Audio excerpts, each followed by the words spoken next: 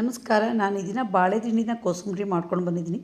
ತುಂಬ ಥರದ ಕೋಸಂಬರಿ ಮಾಡ್ತಾರೆ, ಆದರೆ ಬಾಳೆ ದಿಂಡಿದ್ದು ತುಂಬ ಟೇಸ್ಟ್ ಇರುತ್ತೆ, ಬಹಳ ಸುಲಭವಾಗಿ ಮಾಡುವಂಥದ್ದು. ಹಾಗೆ ಈ ಕೋಸಂಬರಿಗೆ ಉಪಯೋಗಿಸೋದು ಕರ್ಬಾಳೆ ದಿಂಡು. ಬೇರೆ ಎಲ್ಲ ದಿಂಡುಗಳು ಬರುತ್ತೆ ಅಡುಗೆ ಮಾಡೋಕ್ಕೆ, ಆದರೆ ಕರ್ಬಾಳೆ ಮಾತ್ರ ಬಹಳ ಮೃದುವಾಗಿರುತ್ತೆ. ಬನ್ನಿ ಈಗ ಕೋಸಂಬರಿಗೆ ವಿಡಿಯೋ ನೋಡ್ತಾ ಹೋಗೋಣ, ಹಾಗೆ ಕೋಸಂಬರಿ ಮಾಡೋಣ. ಬಾಳೆ ದಿಂಡಿನ ಹೊರಗಡೆ ಎಲ್ಲ ಸಿಪ್ಪೆ ತೆಗೆದು ಒಳಗಡೆಯ ದಿಂಡಿನ ಒಂದು ಪೀಸನ್ನು ತಗೊಂಡಿದ್ದೀನಿ.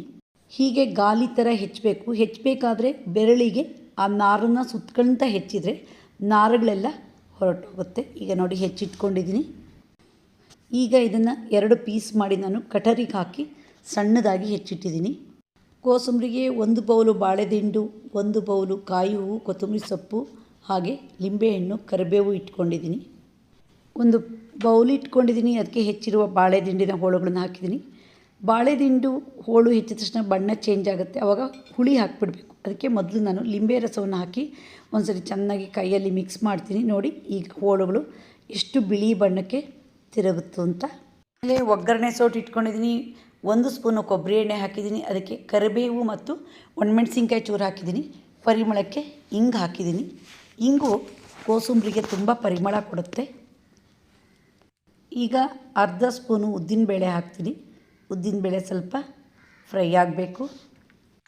ಈಗ ಖಾರಕ್ಕೆ ನಾನು ಜೀರಿಗೆ ಮೆಣಸಿನ್ಕಾಯಿ ಪೌಡ್ರನ್ನ ಹಾಕ್ತೀನಿ. ನೀವು ಬೇಕಾದರೆ ಹಸಿಮೆಣಸನ್ನ ಹೆಚ್ಚಾಕ್ಬೋದು. ಈಗ ಸ್ವಲ್ಪ ಫ್ರೈ ಮಾಡೋಣ. ಈಗ ಸಾಸಿವೆ ಕಾಳು ಹಾಕೋಣ. ಒಗ್ಗರಣೆ ಆಯಿತು. ಈಗ ಕೋಸಂಬರಿಗೆ ಒಗ್ಗರಣೆ ಹಾಕೋಣ.